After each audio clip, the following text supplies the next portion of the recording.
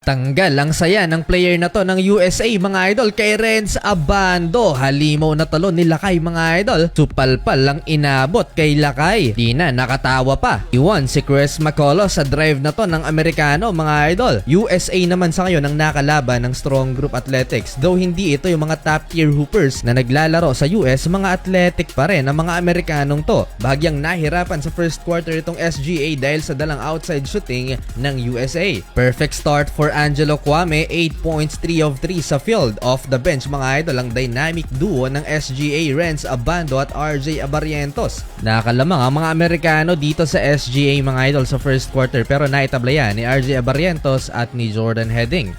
Coming off the bench, mainit itong si RJ Abarrientos, 2 out of 2 from the 3-point line. 29-28, lamang ng isa ang ating mga pambato. Second quarter, ipinasok na si Renz Abando pero pinasayaw lang ng kalaban. May halong pamimisikal ang laro ng mga Pinoy. Nagpaula naman ng 3 ang USA. Nagkasunod-sunod mga idol hanggang sa nangyari nga itong naposterize sila kay Renz Abando ng kalaban.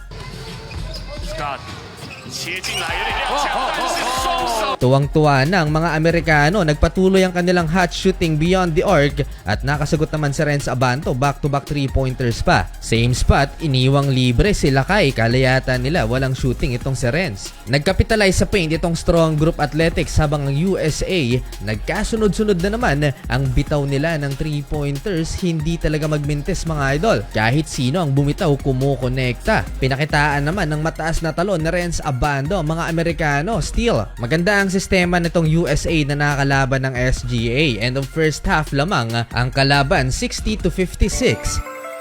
Third quarter, nakalamang na ang SGA dahil dito sa 3-pointer ni Kiefer Ravena. Leading scorer si Chris McCullough at si Tawana G. Pareho ng may 15 points ang dalawang import na to ng SGA. Masakit yung damage na naibigay ng SGA dito sa USA mga idol sa third quarter. Step up din ang mga locals na asahan sa 3-point area itong si RJ Abarrientos at Jordan Heading. Last 36 seconds na ng third quarter, ipinasok sa Renz Abando, lamang na ng 12 puntos ang Pilipinas. Yung kaninang tumatawa kay Renz Abando, eto na foul trouble. 89-76, end of third quarter, 13 points ang lamang ng Strong Group PH. Dito sa fourth quarter, lalo pang gumanda ang team effort ng SGA. Gusto nang mag-showtime na rin sa Abando, hindi nga lang naipasok ang alley-oop slam dunk na to. Pero bumawi naman sa depensa si Lakay, supalpal ang Amerikano. Butata din yung kaninang player na tumatawa kay Renz Abando nang naposterize si Lakay. Halfway mark ng fourth and final quarter, nakapagtala pa ng 3 sa corner itong si Renz Abando at Chris McCullough. Showtime na din,